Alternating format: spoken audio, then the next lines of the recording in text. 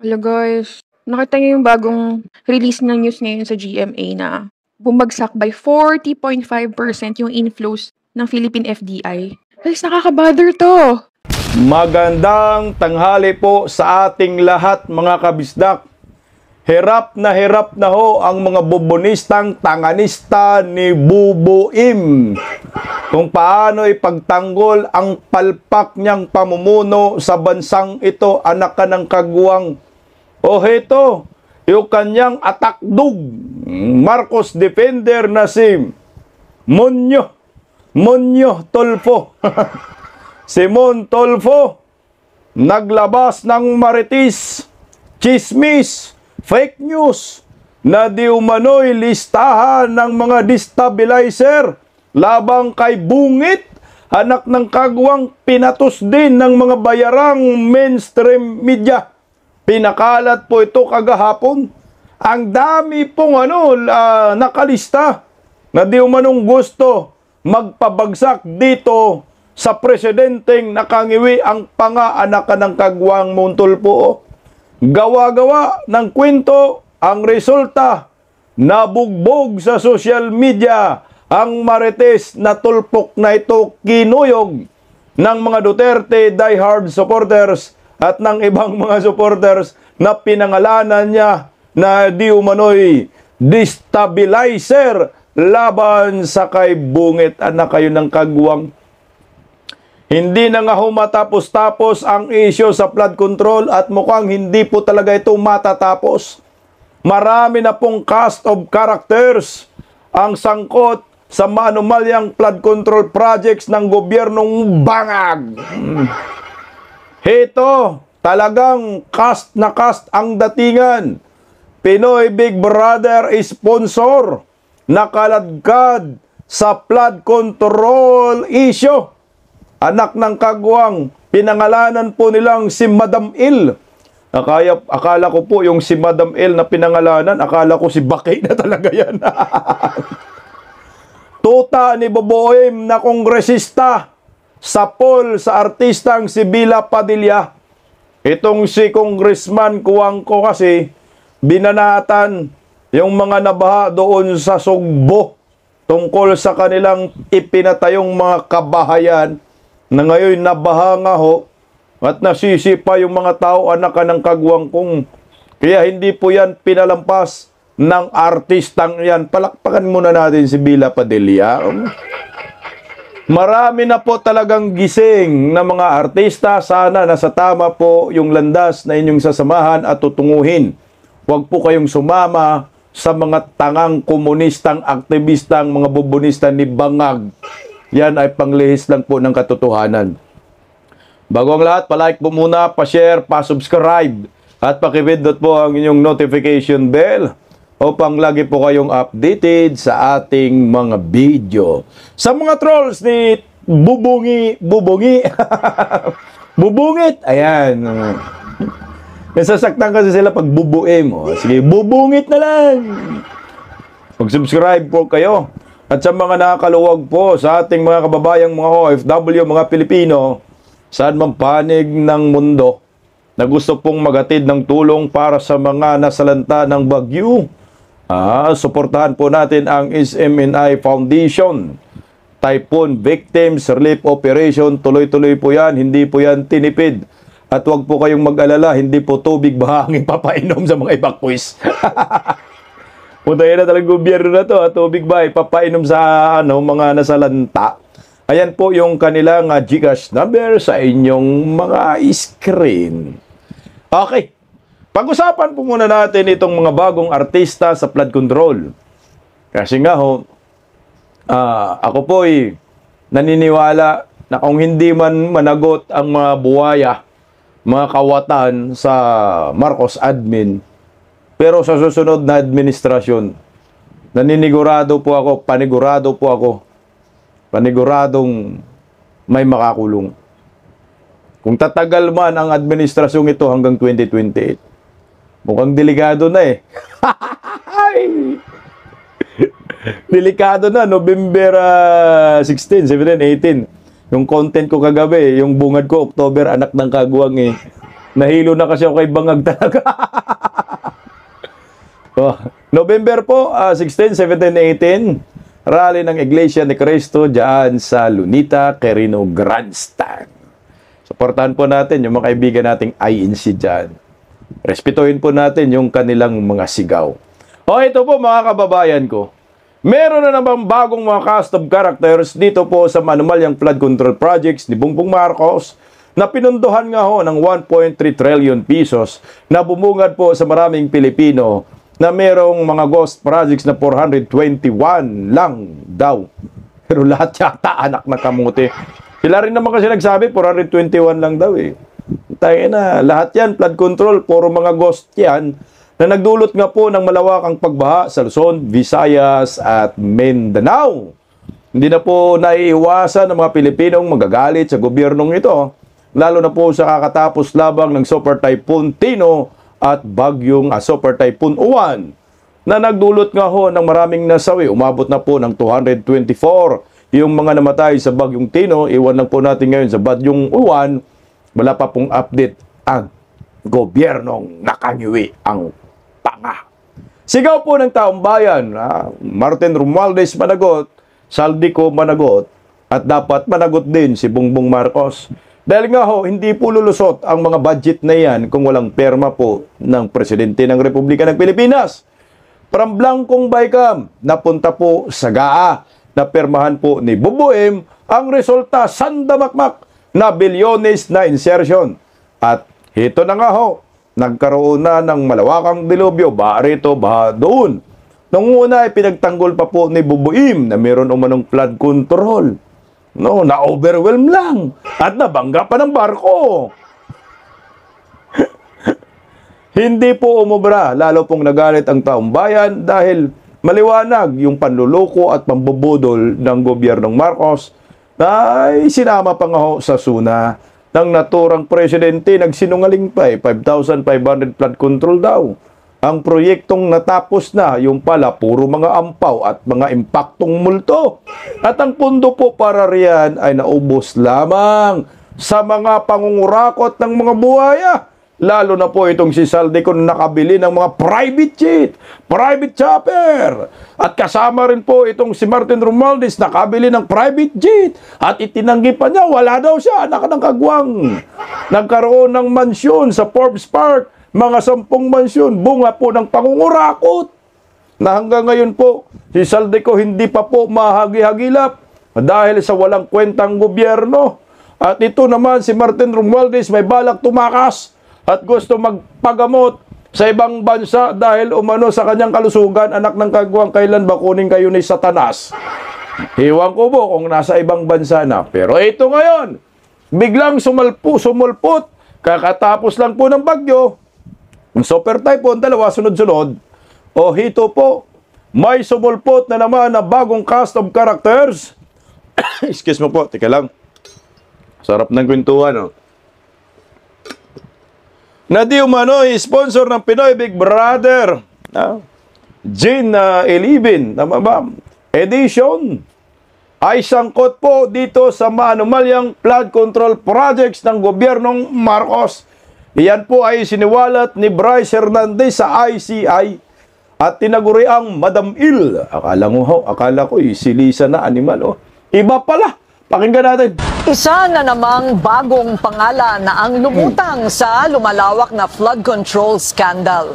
Ayon kay dating DPWH engineer Bryce Hernandez, may isa raw alias Madam L na siyang nagdodoktor sa bidding process ng mga proyekto.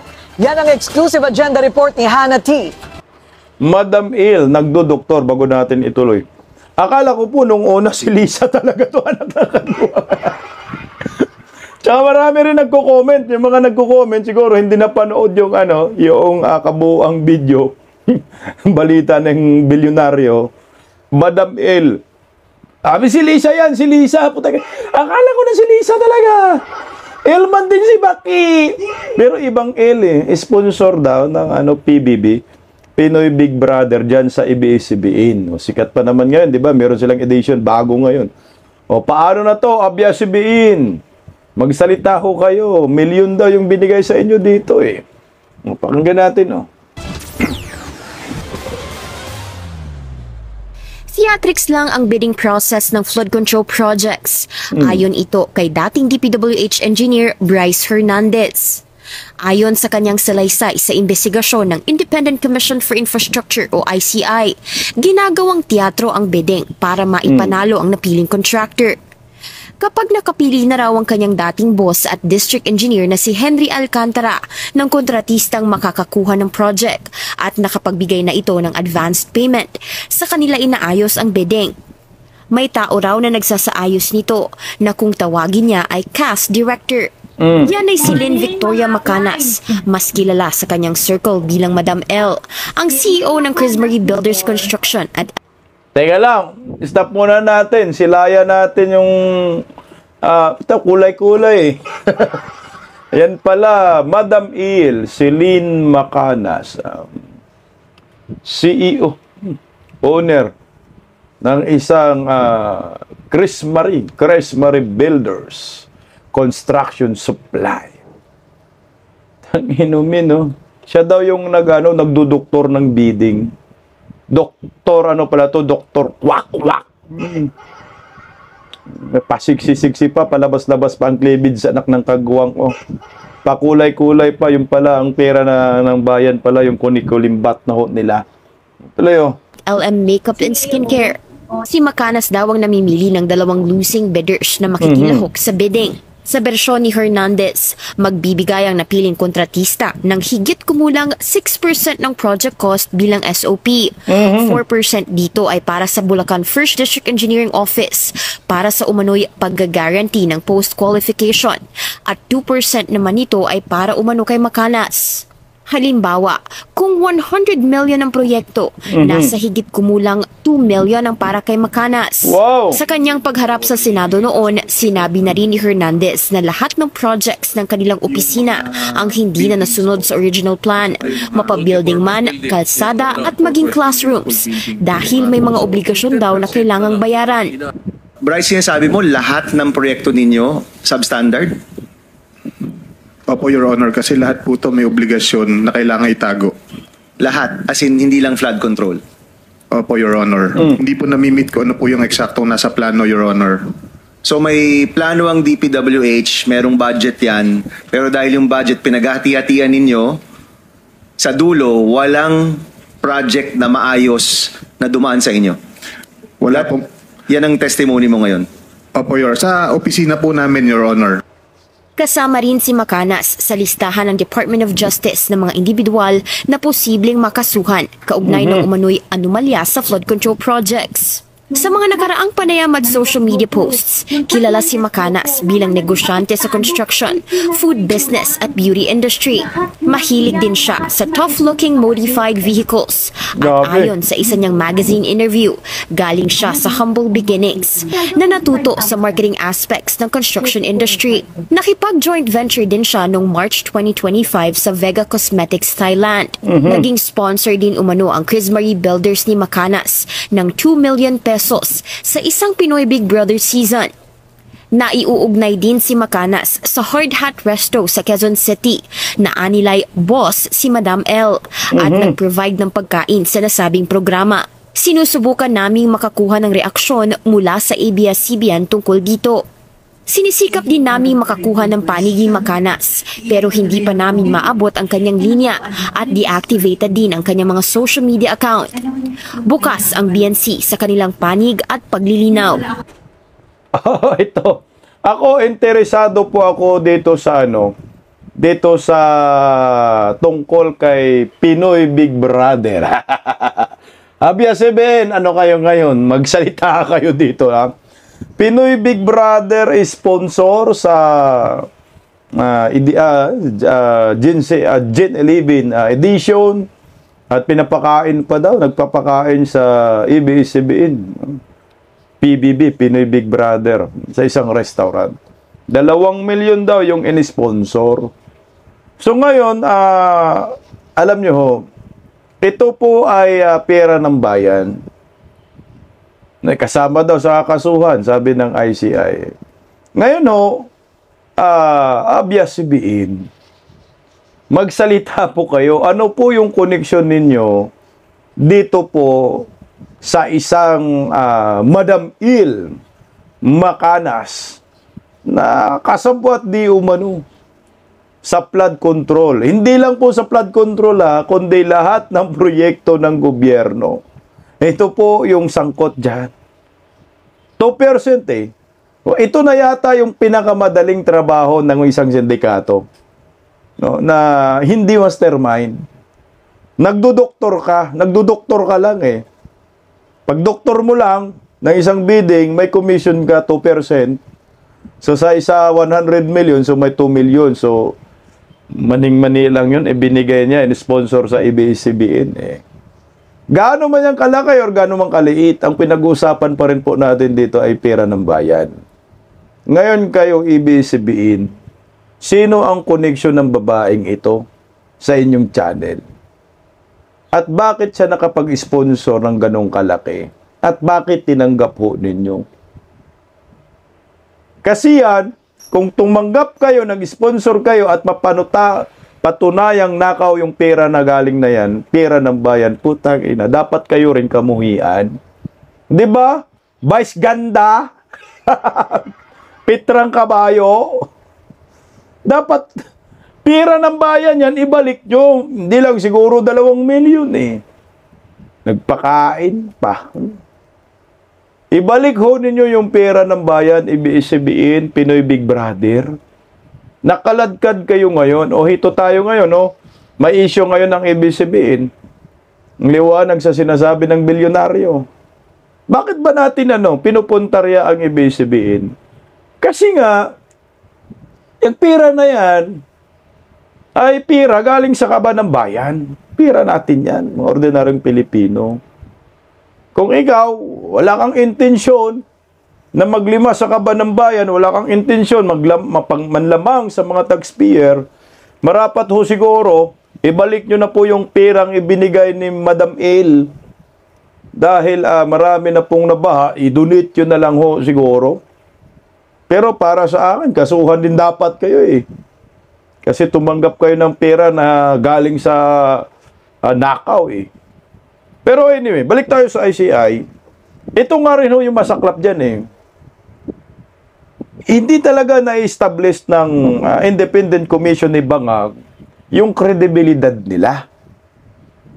Kasi hindi transparent. Kagaya ho ito, kung ang hearing ng ICI ay nasa publiko yan, na live stream, utya, magandang i-scrutinize itong issue patungkol po sa ABS-CBN na damay na rin sa flood control eh. Ang problema nakasikreto eh.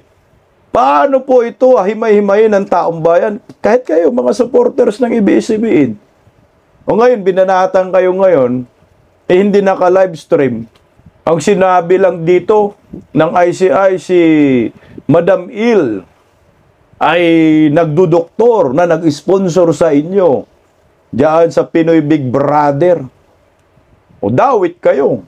Sumapasama pa kayo ngayon ang imahe ho ninyo. Kung ang ating paniwalaan itong mga sinasabi ng ICI, ito dapat. Kaso nga lang, ang ABS-CBN, hawak ni Tambaloslos yan eh. Malaki ang share ni Tambaloslos sa ABS. Kaya lahat ng balita, ABS nito eh. Pabor kay Tambaloslos. Nakita nyo ba, napanood nyo ba sa TV Patrol, ABS-CBN News, na binubuljak si Martin Romualdez? Laro na sa teleradyo? Putang ina, hindi eh. Kaya nga si Vice Ganda eh, panay banat sa mga Duterte kasi nga, ang amo niya si Tambaloslos. So, ito na yun. Kaladkarin din natin sila sa isyong ito at dapat magpaliwanag ang ABS-CBN kung gaano katotoo na itong si Madam Il na isiniwalat ni Bryce Hernandez sa sinabi ng ICI ay doktor, nandodoktor ng bidding at nag-sponsor po sa inyong TV show Pinoy Big Brother. O, sikat pa naman yun. Sagutin nyo yan. Dito pa rin tayo, dumabi na yung cast of characters, no? Sa mga flood control, anak ng kagawang hanggang ngayon, wala pa rin nakasuhan at wala pa rin nakulong. O ito, pakinggan rin po natin itong birada ng isang artista na si Bila Padilla laban po dito sa kongresista ni Bangag. Talaga naman, ano yan, tao tuta ni Bangag na si Kuwangko, Mark Kuwangko. Potsang ina, binanatan yung mga nabaha. Dapat nga ho, kayo ang babanatan nang nagwistula pang kasalanan ng mga biktima ng baha, kung bakit sila binaha. Anak ng kagwang, kayong mga kongresistang may kasalanan yan, nilimas po ninyo ang kaba ng bayan. Pakinggan po natin ang balita. Palike po muna mga kabisdak. Narito po. Inulan ng kritisismo ang kontrobersyal na pahayag ng isang kongresista. Sabi kasi niya, kasalanan ng mga biktima ang kanilang sinapit sa hagupit ng mga bagyo. Yan ang agenda report ni Ivy Reyes. Viral ngayon si Pangasinan 2nd District Representative Mark Kuwangko matapos makipagmatigasan sa mga netizen at panindigan ang kanyang reaksyon sa mga naging biktima ng mga nagdaang bagyo. Sa loob ng isang araw, may 1.9 million views agad ang pahayag na ito ng kongresista na sinisisi ang mga biktima dahil sa floodplain umano gumawa ng tirahan. May 2,400 reactions ang post ni Kuwangko na tinawag niya out of touch ng mga netizen. Anila, hindi raw lahat ng tao may pera at pribilehiyo kagaya ng mambabatas. Sagot ni Kuwangko, choices have consequences. Bakit daw hindi tumingin sa mga hazard map para mapagdesisyonan ng maayos ang pagtatayo ng mga bahay? Sa isa pang pahayag nito, tila sang-ayon ng kongresista sa edited meme ni Paris Hilton na may nakasulat na "Stop being poor." Paliwanag ni Kuwangko, to be rich is glorious. Sa paglandfall ng bagyong Uwan kahapon, nanawagan pa si Kuwangko sa kanyang official social media page na mag-evacuate na ang mga residente ng kanilang distrito matapos itaas ang signal number 4 sa kanila. Pinuna rin ng aktres na si Bella Padilla ang pahayag ni Kuwangko at sinabing nasa local government unit ang responsibilidad pagdating sa ganitong usapan. Pinaringgan din ng aktres ang kontrobersyal na aktor at developer ng Monterazas de Cebu na si Slater Young, ang proyektong nasa ilalim din ng investigasyon kaugnay ng pagbaha sa lugar. Si Kuwangko ang staunch advocate ng pagpapatayo ng nuclear power plant sa bansa, partikular sa Pangasinan, para matugunan ang kakulangan sa kuryente. Sa Kongreso naman, isa si Kuwangko sa 215 congressmen na pumirma para umusad ang impeachment trial ng vice-presidente. Hanggang kaninang umaga, ganoon pa rin ang posisyon ni Kuwangko. Takaw sa na raw ang magpagawa ng bahay sa hindi naman ligtas na lugar. Ang trahedya raw kasi pwede namang iwasan. Para sa agenda, Ivy Reyes, Billionaire News Channel. Mariin namang itinanggi ni Pangasinan Congressman Mark Kuwangko na sinisisi niya ang mga biktima ng bagyo. Ang point anya ay maiiwasan na ang nangyaring trahedya. Base raw sa in-address niyang video, engineering failure ang isa sa mga dahilan ng deadly surge. Giyet ni Kuwangko, nasa gobyerno, developers, project planners, at nasa atin daw ang responsibilidad na maghanap ng ligtas at well-planned na housing projects. Biglang kambyo yung hinayupak na kalaban talaga to ng mga Duterte, pumirma Mga manggagamit ito, Kuwangko Mark. Bigla kang kambyo dahil binatikos ka at kinuyog ka at sumausaw na ho lahat ng mga celebrity. Ang gusto ko pong komentuhan itong sinabi ni Bella Padilla, yung pagsagot niya dito kay Mark Kuwangko. Sabi niya, bakit kasi sa floodplain gumawa ng tirahan, takaw sa kuna? Anong sabi naman ho ni Bella Padilla? Sabi niya, respectfully, you don't start giving swimming lessons to a drowning man. Sir, you save him first, okay? Why didn't the LGUs stop them from building there in the first place? Common folk don't know where they can or can't build. I mean, look at Slater Young. Parang ganun. Ako sa akin itong mga nangyaring kabahaan sa ating bansa, yung mga nagpapatayo di umano sa isang lugar na floodplain, no? Yung area. Alam niyo po siguro, Mark Kuwangko, yung mga yun noon, nagpatayo ng mga kabahayan dyan, sa area na yan, wala pang baha noon Hindi bahain yung lugar na yun. Hindi pa floodplain yung area. Di ba ho? Kaso ang problema ho ngayon, tingnan mo, bibigyan kita ng halimbawa, Mark Wangko, na yung binanatan mo ng mga Duterte sa previous admin, Duterte. Tanong ko po sa inyo, may nangyayari bang baha na ganun katataas na naranasan po natin? Na kahit saang lugar may baha sa Pilipinas? Nakakatakot yung baha. Wala ho, di ba? Kailan lang nangyari yung mga pagbaha? Under Marcos admin. Ito yung sinabi ko sa inyo. Na noon yung mga yan nagpatayo ng bahay, walang baha sa kanila. Ngayon lang sila binaha under Marcos admin. Bakit? Dahil sa mga lahi mong mga buaya. Yung mga kakampi mong buaya. Dahil sa gobyernong Marcos, puro mga ghost projects. Yung flood control, walang nagawa. Yan ang totoo. Inubos po ninyo sa pangungurakot sa kaban ng bayan. Kung naipunta pa sa tama, yung mga pondo sa flood control, wala po tayong usapin dito sa ganyang kalalang baha. Hindi. Tingnan mo si Prasco. Nasaan yung mga hinayupak ngayon? Kapwa mong buhaya rin. Galit sa mga Duterte, puro bangag, manggagamit. Lumayas din, di ba? Wala sa kasagsagan ng pagbaha at bagyo. Sa kanilang lugar. Diyan sa Liluan. Tama, Liluan lugar ba? Ni Prasco. Yun ang sisihin natin. Ang may kasalanan dito ng pagbaha, hindi po yung nagpatayo ng bahay doon sa lugar. Kasi hindi naman kinaya yung mga mamahaling subdivision, gaya ho ninyong mga mayayaman kayo. Mga politiko naglilimas sa kaban ng bayan eh. Tsaka ang dapat sisihin, kayo. Hindi po yung mga naba, yan tayo eh. Kung sino pa yung naba, sila pang nasisisi. Kagaya nito, bakit ayaw natin hanapin itong hinayupak na Nasaan ba yun? Na Prasco, mag-asawang Prasco. Teka lang guys hindi ko naayos. Naipanagtanggol pa ni Claire Castro. Tingnan mo Baka sabihin po ng mga tanganistang supporter ni Bangag na fake news tayo. Ito Nasaan si Prasco nung panahon ng bagyo? Unang-una po ay kailangan muna ito-assess. Ano ba talaga ang kanilang pakay papunta sa ibang bansa? At kung ito po pa talaga ay naka-apekto sa mabilisang pag-aksyon para sa mga kababayan natin na nakaranas ng hagupit ng bagyo. At hindi po natin agad ito masasabi na sila ay may sala na. Kailangan po pag-aralan muna. Buang ka, may administrative case po yan, may criminal case pa nga, Claire Castro Bakit iniwan niya yung kanyang mga constituent, mag-asawang Prasco, sa gitna ng bagyo, sa gitna ng super typhoon? Sa ibang bansa yan, kay Kim Jong-un, di ba? Putang ina, pinabayaan mo constituent mo, bitay ka. Ito, putay, pinagtanggol nyo pa.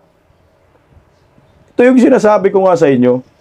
Ang dapat sinisisi po talaga dito at may pananagutan pagdating sa pagbaha, may mga namatay, mga casualties, ay walang ibang gobyerno. Local government unit, tama yung sinabi ni Bila Padilla. Marcos admin. Kayong lahat ang managot at kayo dapat ang sisisihin. Diyan tayo Kung sino yung biktima, sila pa yung sinisisi para parang binibilatan mo.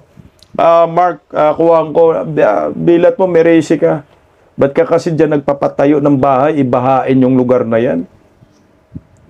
Puta, saan tayo magpatayo ng bahay? Lahat ng lugar sa Pilipinas, binabaha naman. Wala nang mapipili. Kagahapon nga sa Quezon City, walang baha. Walang ulan, bumaha. Ganun katindi under Marcos admin. Saan nga magpatayo? Lahat ng karamihan ng mga Pilipino mahihirap. Hindi naman mga milyonaryo ang lahat ng tao sa bansang ito. Mas maraming mahihirap. Walang kakayanan magbayad ng mga engineer para sabihin ito, wala pong baha dito. Ngayon, hindi mo naman ma-anticipate yung lugar mo kung bahain ba o hindi. Dahil sa kakulangan dahil sa kapalpakan ng flood control, binabaha ho talaga ng kusa ang lugar ho natin ngayon. Hindi na nga po malaman-laman ng mga Pilipino anong gagawin nila pag tuwing natag-ulan, wala na. Natakot-takot na, natatakot na yung iba, lalo na po yung sa mga malapit sa San Mateo, Marikina, bandang Rizal. Diyos ko, iniisip na agad nila paano tayo dito lilikas. Mga ulan-ulan lang kasi binabaha sila. Ang sisihin dapat dito at ikulong itong gobyernong Marcos na hindi na po alam kung paano ang gagawin, anong ang gagawin. Sabi ni Bubuim, anong gagawin natin? Putang inang ayop na presidente na yan. Nagpresidente ka pa, animal ka. Kaya hirap na nga ho yung mga Marcos defender. Paano dipinsahan si Bubuim? Araw-araw nagkakalat. Araw-araw may palpak eh. Kagaya itong si Montulpo. Monyo. Monyo. Namonyo. Utya na guys, no? Wala na talaga sa hulog yung mga supporters ni Bongbong Marcos. Kagaya itong si Montulfo. Alam mo kayong mga Tulfo brothers, alam naman natin mga tuta kayo ni Bangag at ni Lisa. Iwan ko lang si Bintolfo. Kasi medyo 50-50 rin ako kay Bintolfo Pero ito si Mon, si Erwin, si Rafi, Tulfo, yan talaga. Tota talaga yan ni Lisa Baki. Ayan, no? Bubungit, no? Bubuim. Supporters at defender talaga ang mga yan. Ngayon, no? Sa kabila po ng issue ng flood control, kaliwat ka ng batikos, kaliwat ka ng galit ng mga Pilipino. Rally doon, rally dito, sigaw doon. Mga kurakot, ikulong, sigaw ng mga dilawan, putang ina, hawsyaw.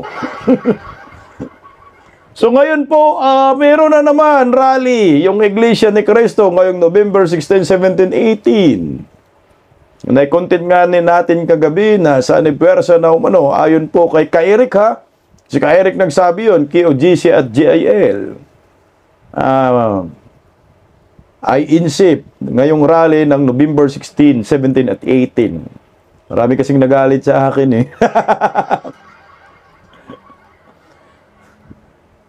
Actually, wala naman pong masama kung magsama-sama basta nasa tama. At wala ngang sigaw na Marcos resign sila eh. Nire-respeto natin yan. Tsaka nunid naman isigaw. Putang ina, kamanid naman ni Bangag kung hindi pa rin maramdaman yung ganun. Magrarally ang Iglesia ni Cristo, milyon-milyon. Anong nirarally? Dahil sa flood control. Dahil sa corruption. Sinong nangungurakot? Kaninong admin? Kay Bangag. Inumin talaga eh. Sino pa ba? Diba? Mga bubunistang, tanganistang loyalista ni Bangag. Kagahapon, meron po tayo na i-play na video. Hindi na natin i-play uli kasi pabalik-balik tayo eh. Maraming magagalit na mga subscribers. Tanga. Okay.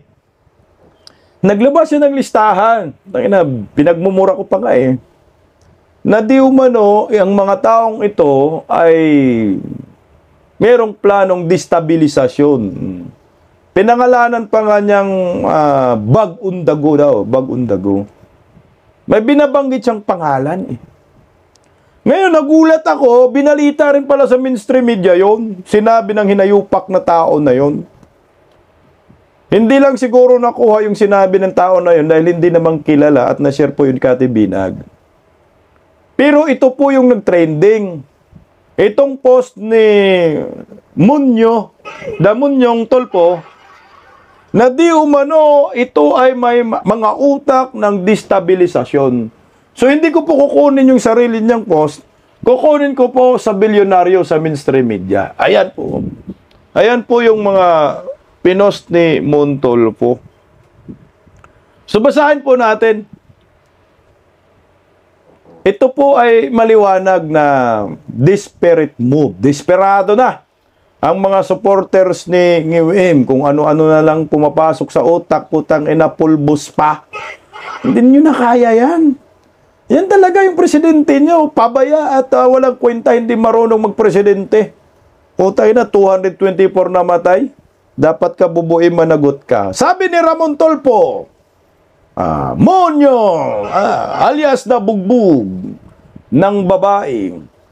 Ang sabi, here's an insider. Sabi niya, insider list of people the government is watching. Tinignan daw ng gobyerno that are behind the reported current destabilization. So, putangina, so government watching. So, ibig sabihin, malamang ang nagbigay ng datos nito kay Montulfo, taga-gobyerno.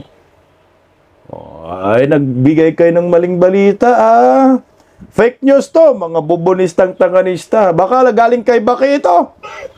Number 1 sa listahan, Romeo Pocis. Ito nga si General Romeo Pocis, pinagbintangan na rin po ito na di umanong destabilisasyon dahil nga sa kanilang galit na dapat panagutin ang mga kurakot at pumunta nga po sila sa Camp Aguinaldo, no?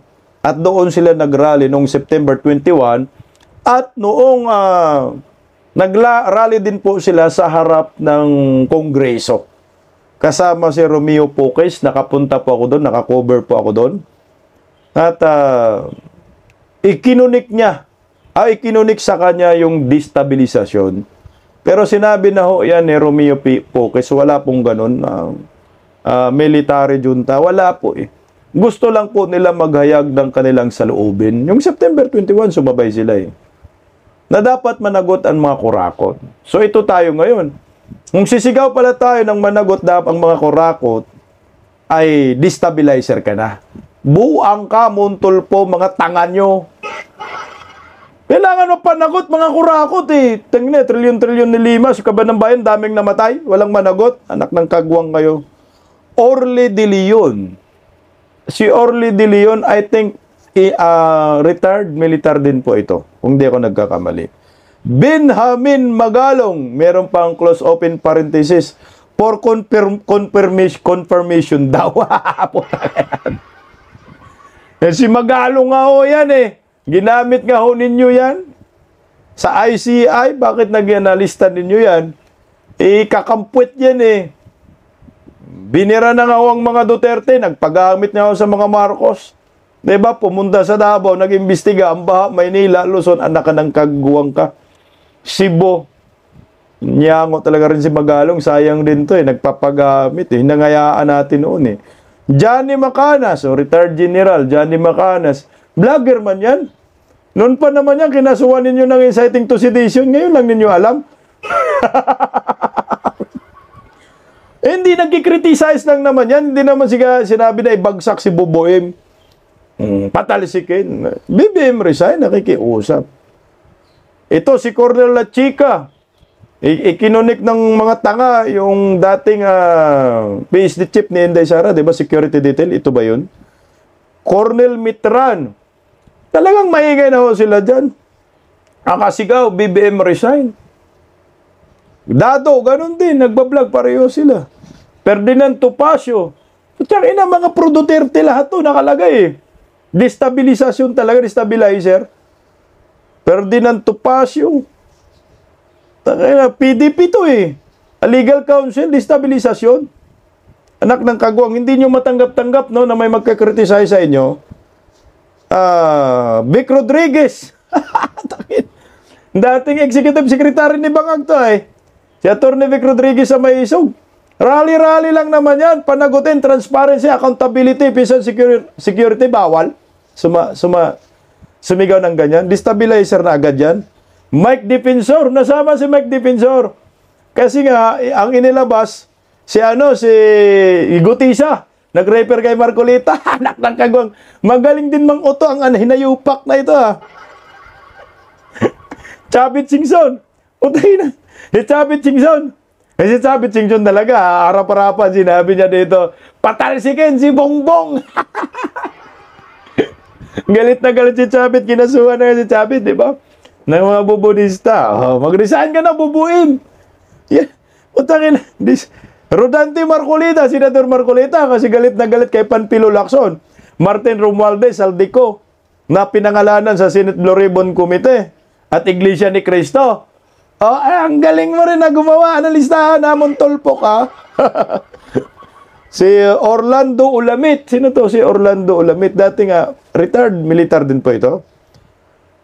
Alias Monk. Di ba si Monk, ito yung MNLF? Kay Normis Suarez? Animal talaga naman. Di naman to sumasama sa rally, si Monk. Sinama pa talaga dyan. Ito, possible daw financiers, anak ng kagwang. Vice President Inday Sara, financer? Magpipinance pa ba si Inday Sara dyan? Sa mga rally na yan? Ay puta, walang ang pundo. Unahin pa ba niya yan? Iunahin na lang ni Inday Sara, gastusan yung tatay niya sa dahik. Anak ng kagwang Kakay Montolpo. Kung Pulong Duterte, isa pa. Kinukunik talaga sa mga Duterte kasi Vice Presidente si Inday, no? Anak ng kamuti. Isi kung Pulong, nandun sa dahik ngayon. Chabit Singson. O, pahingi nga, Chabit. Pira. Tapos sa dulo, don't ask me where I got the info. I won't tell kahit napitpitin nyo ang bayag ko. Sinabi mo na nga, dito government is watching. Galing kay Bungit, galing kay Palaka yung info mo. Kahit hindi mo sabihin, alam na ho namin. Kahit pitpitin daw yung itlog mo, wala naman na itlog, napitpit na yan ni Glodin Barito. Okay. Unahin po muna natin yung sagot ni Mayor Magalong. Natablado rin po yan. Palabas natin, baka sabihin ni Magalong, bias tayo. O ito, Montolpok, sinagot po siya ni Mayor Magalong. Ang sabi dyan ni Mayor Magalong na nagpagamit kay Bangag at napunta po sa Davao yung investigasyon, hindi sa Norte, hindi sa Metro Manila, Luzon, anak ng Kagwang Magalong. Basahin ko Magalong para sa iyo, ha. Pahayag ni Mayor Magalong, Binamin Magalong, hinggil sa mga balitang umano'y destabilization reports. Marin kong itinanggi ang mga maling paratang na ako ay sangkot sa anumang hakbang para para pabagsakin ang pamahalaan. Ang ganitong uri ng balita ay walang katotohanan at nakakasira sa tiwala at pagkakaisa ng ating mga kababayan. Buong buhay ko ay inalay ko sa paglilingkod sa bayan bilang sundalo, pulis at ngayon bilang lingkod bayan. Ang aking katapatan ay sa Republika ng Pilipinas at sa sambayanang Pilipino. Sa akin, mapakikipag-usap sa mga estudyante, negosyante at mga organisasyon SEBICO, palagi kong hinihikayat ang maayos na at makabuluhang pakikilahok sa loob ng batas. Ito ay nagpapalakas sa ating demokrasya. Ang nagpapahina sa bansa ay hindi ang mga nanawagan ng pananagutan, kundi ang nagpapakalat ng kasinungalingan at walang basehang paratang sa ngalan ng mamamahayag. Ang korupsyon ay panlilinlang ang tunay na sumisira sa ating lipunan. Manatili akong tapat sa pagdaguyod ng katotohanan, katarungan, makataong pamumuno at mabuting pamahalaan para sa isang bansang matatag sa integridad, pagkakaisa at katatagang may dangal at prinsipyo. Mayor Magalong. Alam mo, Mayor Magalong, wala ka na prinsipyo ngayon eh. Nagpagamit ka kay Bungbong. Sayang yung prinsipyo mo, hindi ako believe sa iyo sa ngayon. No? Hindi daw. Saka, paano yan, kung meron mang destabilisasyon na lulutang, paano yan susuporta si Magalong? Eh, ayaw niya sa mga Duterte, di ba? Tsaka sumasali yan sa mga dilawan rally, hindi naman sa mga DDS, hindi naman sa mga retired uniform personnel. At saka walang destabilisasyon dyan. Part yan ng demokrasya. That's part of freedom of expression at freedom of speech. Montolpok, bugbog. Ito pa, sagot naman po ni Atty. Vic Rodriguez. Ayan po, Atty. Vic Rodriguez. Sinagot po ni Atty. Vic Rodriguez itong si Montolfo. Sick man of Asia. Kurakot at korupsyon ang tunay na sanhi sa pagtamlay ng ating ekonomiya, kung kaya't balik tayo sa pagiging sick man of Asia. Ang sanhi ng pagbagsak ng halaga ng piso, gross domestic product, foreign direct investment, turismo, stock market, kumpiyansa at tiwala ng lokal at banyagang pamuhunan ay ang talamak na kurakot at korupsyon na hindi na may kubli ng Marcos administration. Kaya't huwag nang ipilit ang malisyosong paratang na destabilisasyon na pawang katang isip lang at halusinasyon. Ayan po yung sinabi ni Attorney Vic Rodriguez. Ayan.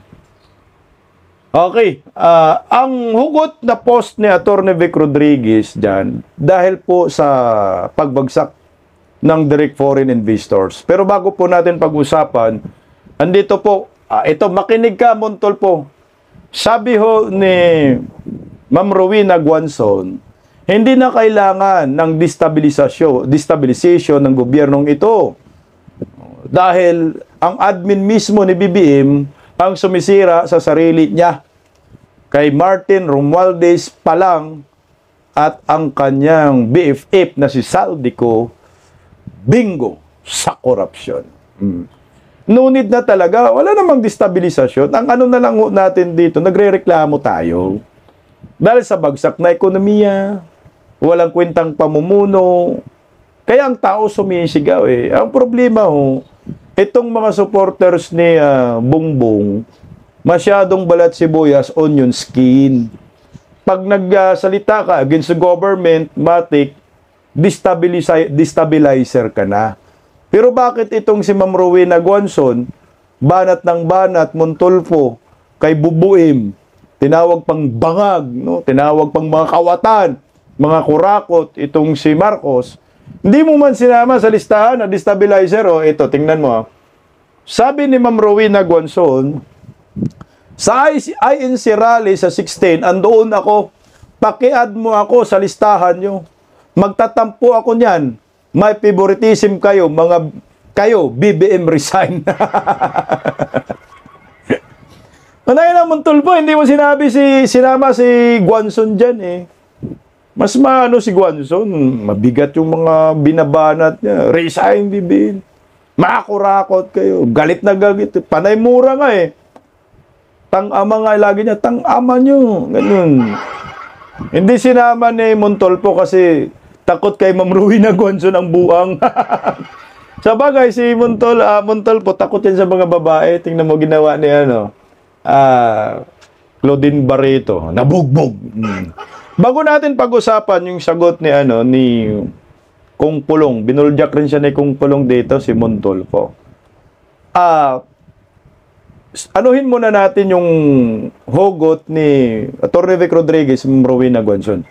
Ang sabi ni Ma'am Rowena Guanzon, hindi na kailangan ng destabilisasyon dahil nga mismong gobyerno ang nagpabagsak sa kanila. Naayon nga po kay Vic Rodriguez, balik na po tayo sa tinatawag na sick man of Asia.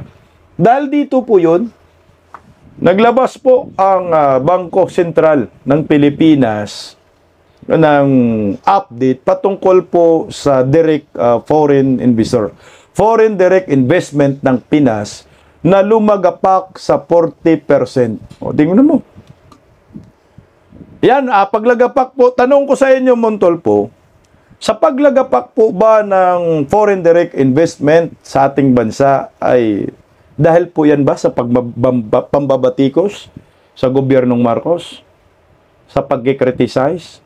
Hindi naman Yan ang dahil sa kapalpakan ng gobyerno, kawalang kwentang gobyerno, kaya lumagapak ang foreign direct investment ng mga Pilipino ngayon nagrereklamo. Ano ba ang kahalagahan ng foreign direct investment sa ating bansa? Sa ating ekonomiya? Hindi po ako eksperto, pero mas maganda, may pakinggan po tayong expert na magpapaliwanag para sa mga bubonistang tanganista na hindi alam. Pakinggan po natin ito si kaibigan natin. Hello guys, nakita niyo yung bagong release ng news ngayon sa GMA na bumagsak by 40.5% yung inflows ng Philippine FDI. Ang FDI guys is foreign direct investment. Guys, nakaka-bother to. Sana aware kayo. Sige, explain ko sa inyo para aware kayo. Yung FDI is direct investment. Ito yung pera na nanggagaling sa ibang bansa. Pinapasok to sa atin para makapagtayo ng negosyo, ng factory, ng building, ng power plant, ng BPO site, or kahit yung mga joint projects with government. So, kapag mataas yung FDI, ibig sabihin, tiwala yung ibang bansa sa ekonomiya natin. Correct. Pero kapag mababa, ibig sabihin yung mga foreign investors nag-aalangan sila. So, bakit sila nag-aalangan ngayon? Siyempre, alam nyo na. Kasi doon sa malaking issue ng corruption. Na alam nyo naman, lumalabas lately tungkol sa gobyerno at sa mga project ng gobyerno. So, kaya tinawag itong karamihan yung flood control scandal. So, yung mga dating gusto mag-invest dito, wala na. Bantay mo na sila. Nako, safe ba yung pera nila? Diba? Siyempre, mapapasik. Kung ikaw, kahit ikaw mismo, kung investor ka, siyempre, yung pera mo ayaw mapunta sa kamay ng alam mong wala nang mapupuntahan, tatago lang, ibubulsa lang, diba? So, parang ang iniisip nila, ba't pa ako mag-i-invest dyan? Baka mapunta lang sa bulsa nila. O kaya madelay dahil doon sa gulo. Pero guys, hindi lang naman yun yung factor. Siyempre may mga ibang factors din bakit bumabagsak ang FDI. One of the factors din is siyempre mas mataas yung interest rate sa ibang bansa. Correct. So, siyempre mas attractive mag-invest doon. Another din is yung unstable policy. Siyempre, every time na nagkakaroon ng bagong presidente, nagkakaroon ng mga bagong rules every year. And also, syempre, mas competitive din talaga yung mga neighboring countries. Yung mga kapitbahay natin na bansa katulad ng Vietnam, Indonesia. Thailand. Kasi doon mas mabilis, mas mura na magtayo ng negosyo. Meron nga ako nakausap before noon sa Thailand. Japanese, investor sila sa Thailand. Tapos nila taga sa Philippines, ganyan. Tapos sabi nga nila na parang ang hirap magnegosyo sa Pilipinas. Sobrang mahal, ang daming kailangan padulas. Ang daming kailangan daanan. So, imbis na mag-invest sila sa Pilipinas, mag-invest na lang sila sa ibang bansa. Correct. Na mas maayos kausap. Kasi sa Pilipinas, ang hirap daw talaga kausap. Gawan nga ng ang dami pang kailangan under the table. Sobrang nakakahiya, diba? So, ngayon, ano ba yung mga ginagawa ng mga investors na yan? Sa Pilipinas natin, bukod sa syempre, nakakatulong sila na makadagdag ng mga trabaho sa mga Pilipino. Nung previous administration, nung administration ni Duterte, share ko lang sa inyo, ha? Kasi baka sabihin nyo, DDS ako. Correct. Duterte supporter ako. Ang share ko sa inyo is facts, data from the last administration. O sige, hindi lang administration nga. Pag-usapan lang natin yung year 2016 to 2022.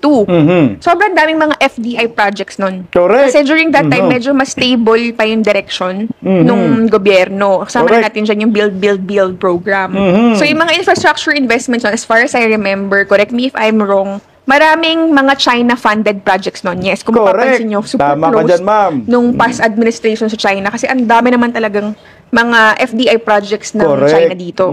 Tulad nung parang Kaliwa Dam project. Meron pa Chico River Pump Irrigation project. Aside from China, yung Mga Japan bridges. is also active in investing here. Meron silang partnership with ADB Bank or Asian Development Mga Bank railways. na mga railways. Tama. I-rehabilitate nila yung MRT3 Tsaka PNR. doon sa railway from north to south. And then sa Manof naman, an industrial zone, marami ring mga naging FDI projects dyan. Katulad nung expansion ng PEZA. May pumasok na mga kumpanya from Korea, Japan, US. Tsaka mga electronics and semiconductors. Meron din mga nag-invest US, Laguna. Japan, tsaka Korea. Another na sobrang nag-boom pa nun is BPO tsaka tech sector. Correct. Kasi dumami yung mga BPO offices nun. Dahil din syempre sa mga foreign companies. Tulad ng Accenture, IBM, Concentrix. Correct. Tsaka mga iba pa na nag-expand dito. Kaya marami rin talagang mga nagkatrabaho dahil sa mga BPO expansion na yun. Energy products, maraming mga naging partnership din talaga with China and Japan. Mga renewable power, tsaka mga coal projects. So, nung 2021, kahit pandemic nun, guys, malakas pa parang rin. kumbaga umabot ng $10.5 billion ang FDI inflow nun dito Ganong sa Pilipinas. katindi si Duterte. Actually, pinakamataas sa ASEAN during that time. Pero sadly, unfortunately, ngayon, nawala. tapos ng mga ilang taon, dahil dyan sa corruption scandals, economic slowdown, mga uncertainty sa policies, maraming mga foreign companies nag-pull out. O kaya nag-hold muna sila ng mga expansion plans. Kaya nakakalungkot, ayaw mo na nilang mag-invest sa bansa natin. Kasi natatakot sila eh. So yung investors' confidence, malaking epekto yan. Kasi syempre ayaw nila masayang yung pera nila or kaya mahirapan sila mag-operate dito. Ayan, sa mga bubunistang tangarista, sasabihin na naman ninyo, DDS. Dahil hindi nyo matanggap yung sinasabi ni Madam, tuloy lang natin ng konti. Fuck yan! Siyempre, alamin na naman natin kung ano yung direct impact nito sa Pilipino. Pag unti ang negosyo, unti rin yung trabaho. Correct. Kasi for example, may magtatayo ng factory sa Batangas o kaya sa Bataan, siyempre libo-libo na naman mga Pilipino yung magkakaroon ng trabaho. Pero kung umatras yung investor, siyempre walang trabaho. Correct. Another is, yung nadidelay yung build projects. Humihina kasi siya. Dapat kasi meron yung continuous support from the foreign investors. So, syempre, maraming mga government projects na partly hindi na funded ng mga investors. So, yung mga initiative na yon, na mga tren, kalsada, airport, na delay. Napuputol yung mga infrastructure plans. Natigil so, talaga. resulta nito, traffic. Traffic pa rin. Kasi syempre, kulang sa public transport. Syempre, mas mabagal din yung pag-unlad sa mga probinsya. Correct. And another impact nito, syempre, kapag onti ang investor, onti ang pasok ng dolyar sa Pilipinas. Mahina ang piso. So, magiging impact nito sa piso, hihina yung piso. Kapag humina yung value ng piso, tataas yung presyo ng mga imported goods. Products. Tulad ng gasolina, bigas, at yung mga iba't ibang produkto pa na nanggagaling sa ibang bansa. Kaya ang sakit-sakit kasi magtataas na naman yung presyo. Tapos, ang pinakamasakala pa dito, syempre, kasabay nung pagbagal ng mga FDI inflows is yung mga local businesses dito sa Pilipinas, bumabagal din sila. Kasi syempre, yung mga foreign partners nila, kulang sa kapital na. Para mas lumago sila. So, ngayon, hindi makapag-expand, hindi sila makapagbukas ng bagong branch. Magsasara pa. Pinakamasaklap, hindi makapagtaas ng sahod. Correct. So, tuloy, stagnant yung income. Hindi lang ng mga negosyo, but also yung mga empleyado. Pero, yung cost of living tumataas. And another impact na nakikita ko rin dito is kapag nabawasan ng mga investors from foreign is nababawasan yung transfer ng knowledge. Kasi alam niyo naman, dito sa atin na third world country, delayed tayo when it comes to progress ng 12 years. Technology. So, sa ibang bansa, sa mga first world country, advanced na. Sobrang advanced na ng mga technology nila doon. Dito, delayed ng 12 years. So, ngayon, kung wala tayong mga investors na mga foreign, yung transfer of knowledge mabagal din, umuunti, kumukulang, mas nagiging delayed tayo. Kasi honestly, kapag foreign countries, yung mga nag-train sa atin, yung mga kumpanya, sa mga Pinoy workers, mas tumataas yung skill level natin. So yun, nasasayang kasi nawawala yung opportunity na matuto na magkaroon ng global standards. So in short, kapag bumaba ang FDI inflows, ramdam na ramdam ng ordinaryong Pilipino. Job hiring mas onte. Sweldo mas mabagal tumaas. Presyo ng bilihin mas nagmamahal. Mga public projects bumabagal. And yung value ng peso humihina. Kaya honestly, nakaka-disappoint yung nangyayari ngayon. Kaya sana maging aware tayo. Dapat alam natin itong mga bagay na to. So kung napanood nyo to guys, spread nyo yung awareness na to sa mga Pilipino, sa mga kapwa Pilipino. Kasi hindi na tayo pwedeng dapat pumapayag sa ganitong klase ng governance. Sobrang nakakadismaya. Jinsi yan, mga kabisdak. Ayan o, mga bubonistang tanganista, hindi yan DDAs. Expert pagdating sa ekonomiya. So ngayon, ano po ang gagawin natin? Kailangan pa ba ng destabilisasyon? Wala na ho. Tama si Ma'am Rowena Guanzon. Ang nag-destabilize ng gobyerno, kayo lang. Kaya ito banat ni Kung Pulong dito kaya Munyo. Ayaw daw talaga siya. Huwag nyo na akong tanungin, sabi ni Tolpo, kung saan. Kung nakuha ang impormasyon, hindi ko sasabihin kahit pitpitin nyo ang bayag ko. Sagot ni Kung Pulong, may mapipisa pa ba? Pitpit sa sarili mong kabubuhan? Wala ka namang itlog dong. Babae nga lang ang pumukpok sa'yo. Estoryahi. Dinumbag nga yan ni Claudine Barreto eh. Wala nang pupukpok yan. Anak ka ng kaguwang. Oh. Tsaka destabilisasyon. Ano na lang, kagaya no, nung babae na yon, Montol po nagsasalita ng katotohanan na mas okay yung panahon ni Duterte kumpara ngayon sa panahon ni Marcos. Maraming foreign investors, kahit pandemya, 10.5 billion US dollars ang investment ng mga foreign direct investors sa Pilipinas kahit pandemya. Ganun katindi yung Duterte ngayon sa panahon ni Bangag. 40% bagsak, walang pandemya. Walang proyekto eh. Merong proyekto, pinapangungurakot, flood control, puro ghost. Ito po yung epekto. Kaya yung sinasabi mong ninyong destabilisasyon, wala ho yan. Kayo po mismo nag-destabilize ng gobyerno ninyo. Dahil sa pangungurakot, pagdanakaw ninyo. Sumigaw lang ang tao bayan, magrally lang, magrereklamo lang. na itigil na ang korupsyon. Dapat managot ang dapat managot. Destabilizer agad.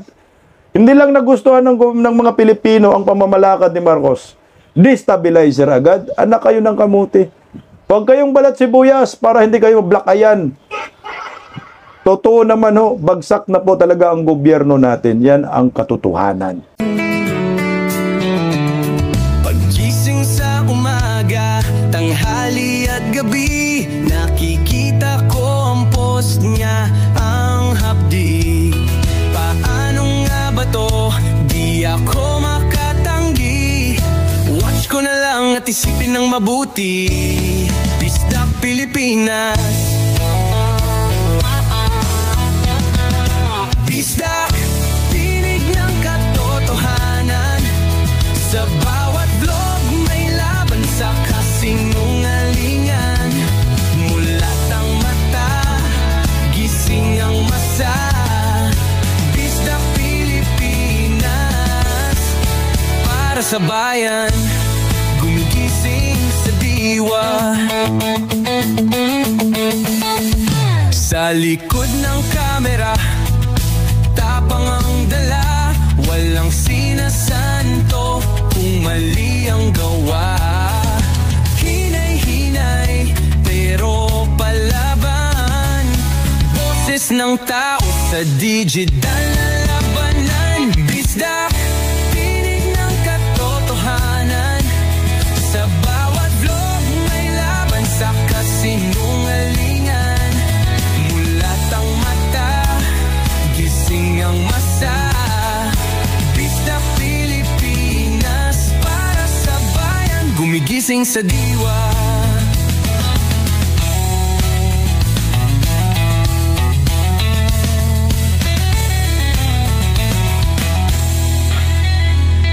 Hindi artista, hindi politiko, pero ang katotohanan, sigaw niya ay buo.